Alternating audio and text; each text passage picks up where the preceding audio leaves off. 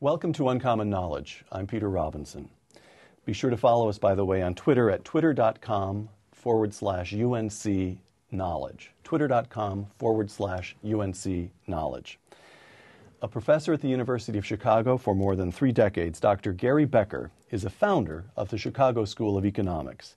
He is a winner of the John Bates Clark Medal and of the Nobel Prize for Economics, which places him in an unusual position in the field of economics. He has nothing left to prove to anyone. Dr. Becker publishes regularly, maintains a full-time teaching load, and blogs on the Becker-Posner blog, one of the best-read blogs on law and economics. Several times a year, he visits us here at Stanford, where he is a fellow at the Hoover Institution. Gary Becker, welcome. Thank you. Glad to be here. Segment 1, what happened? 1983 to 2008, the American economy grows, a quarter of a century of growth, marred only by 2 brief, shallow recessions. And then in the beginning in the autumn of 2008, a credit crisis, and in the months that followed, perhaps the worst economic turmoil since the Great Depression. What hit us? Financial crisis is what hit us. We had, over particularly the period in the 2000s, great expansion of credit. Banks were very exposed in the housing market and elsewhere. An expansion that was partly the fall of the banks who expanded, and partly the fall of the government and the Fed, who kept interest rates low during particularly 2004, 2006, and Congress, and who urged the banks to be lending to low-income groups with low credit.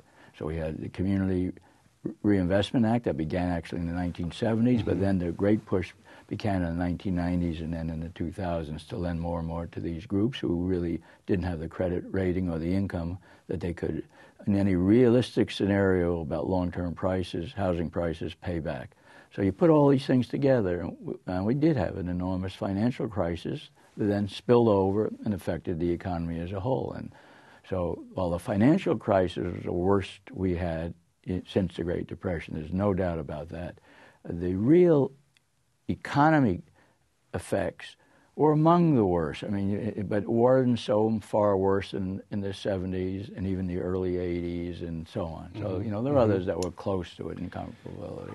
Gary, here, the conservative that I am, it makes all the sense in the world to me that the government was involved in this in one way or another. The Fed is too loose with money.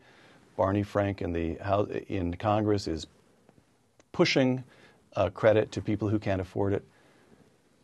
But that the banks got it wrong, that they didn't understand their own exposure, that people who are extremely well paid and in a highly competitive environment.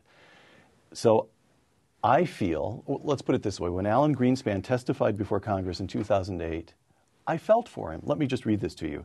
This is Greenspan testifying. I, Alan Greenspan, I made a mistake in presuming that the self-interest of banks and others was such that they were best capable of protecting their own shareholders. The loan officers of those institutions knew far more about the risks, I assumed, involved in the people to whom they lent money than even our best regulators. A critical pillar to free markets did break down. That shocked me. I still do not fully understand why it happened. Close quote.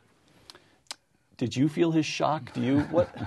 Well, I don't know if shocked, but I was disappointed, and it's a challenge to understand what went wrong, what I think went wrong, and leave out the government and the Fed, as you said. Right. That was a contributor, clearly a significant contributor, but they weren't the only ones. I think Greenspan is absolutely right.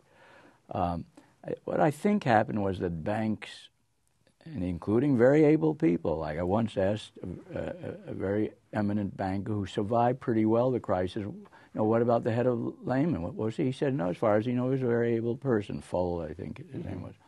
I think the banks didn't understand the risk that they were dealing with. They thought they were diversified. They had credit protection.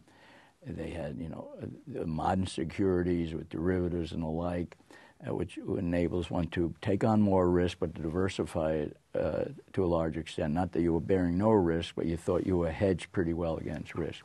Now, it turned out I think, that neither the financial theorists who created a lot of these new instruments, the derivatives and the like, nor the bankers understood fully the risk properties of these assets that they were holding, that they weren't capable when everybody was in somewhat trouble, like a run on a bank. Right. A bank can handle 2% of the people running on it, maybe 3%, but it can't handle a run on the bank. And, Right. and when one bank gets run on, other banks get run on. Well, something in that ballpark happened during this crisis. The banks were, the investment banks were holding assets that had greater risk if a general difficulty occurred than they appreciated that they were holding. And greater than regulators appreciated. Regulators, Nobody knew where yeah. nobody expected this. Yeah. Regulators, for sure, they had the power to stop a lot of this. So people who say we need more regulation, I always answer them, but the regulators had the power in the past. They didn't use it. What makes you think they'll use it in the next crisis? I hope it's not so severe, but there will be further crises in the future, no matter what we do, hopefully of a less severe magnitude.